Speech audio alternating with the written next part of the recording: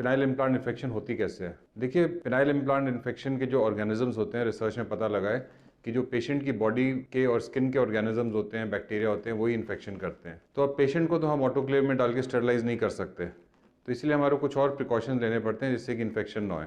तो हम क्या क्या प्रिकॉशन लेते हैं कि स्किन से इन्फेक्शन इम्प्लांट में ना पहुँचे। देखिए, सबसे पहले तो हम देखते हैं कि पेशेंट को कोई एक्टिव स्किन इन्फेक्शन नहीं होनी चाहिए। अगर आपको कोई दाद, खाज या खुजली हो रही है तो आपको स्किन के डॉक्टर को दिखाना चाहिए, इन्फेक्शन ठीक करके ही अपने पेनाइल इम्प्लांट सर्जरी करानी चाहिए। इसके अलावा 3 दिन पहले हम लोग पेशेंट्स को डिटॉल साबुन से नहाने को बोलते हैं सुबह शाम। इससे क्या होता है कि बॉडी के जो भी बैक्टीरिया होते हैं वो कम हो जाते हैं और इन्फेक्शन का रिस्क कम होता है।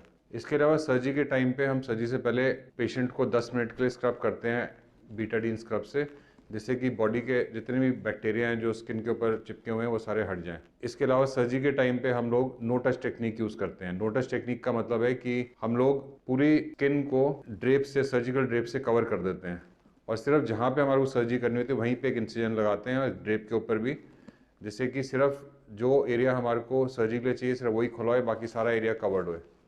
तो इस नो टच टेक्निक से इम्प्लांट है या इंस्ट्रूमेंट्स हैं उनका स्किन से कोई कॉन्टैक्ट नहीं होता, तो स्किन इन्फेक्शन होने का मतलब ही नहीं है। इसके अलावा देखा गया है कि अगर जो लोग ज़्यादा सर्जरी में टाइम लगाते हैं उसके इन्फेक्शन रेट ज़्यादा होते हैं। तो कोई एक्सपीरियंस सर्जन होए उसी से सर्जरी करानी चाहिए।